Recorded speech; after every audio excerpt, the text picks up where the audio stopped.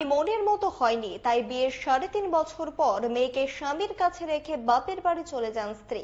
তাকে বাড়ি ফিরিয়ে আনার চেষ্টা করলেও কাজ হয়নি, বরং একটা সময় স্বামী জানতে পারেন স্ত্রী তার বাপের বাড়িতেও নেই।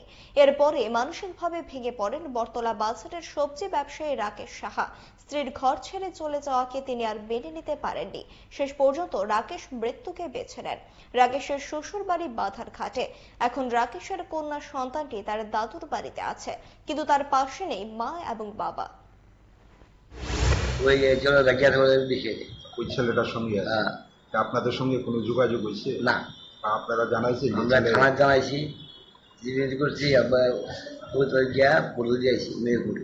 কতবার গেছে আনতে আইতো না, তাই তার সংসার করতো না, মানে এইটি কইতেছে আমি হেলো সংসার করতাম না, আমি হেলো সংসার করতে ভালো লাগে না, হে স্মার্ট না, হে চালাক না, হেলো সংসার করতাম না, একটু অজুহাত আর কি, নানা অজুহাত। তো এরপরে আমার ডাউট হচ্ছে আমি কই না, সেও টেনশনে ভুগতেছে, মানসিক টেনশনে, কারণ করে বউ নাই, বাচ্চাও বাড়িতে নাই, সবাই এদিকে আছে। তো এমনি অনেকবার তারা হয়েছে, তাই মানতেছে না। তো এরপর একবার লাস্ট গিয়ে কথা কইছি, আমরা ফ্যামিলি সবাই গিয়ে 1-2 বার গিয়ে কথা কইছি। এরপর আমি আবার গেছি, মামা তারা নিয়ে এসে সবাই নিয়ে গেছি, কথা কইছি। তাই কইছে বুধবারে গেছিলাম, বৃহস্পতিবার কইছে আইবো, বৃহস্পতিবার দুপুরবেলা বলে গেছে, আরেকজন হলে গেছে, মানে আরেকটা ছেলের সঙ্গে গেছে। ওই ছেলেটার সঙ্গে কিভাবে পরিচয়? সোশ্যাল মিডিয়ার মাধ্যমে, ফেসবুক এইসবের মাধ্যমে।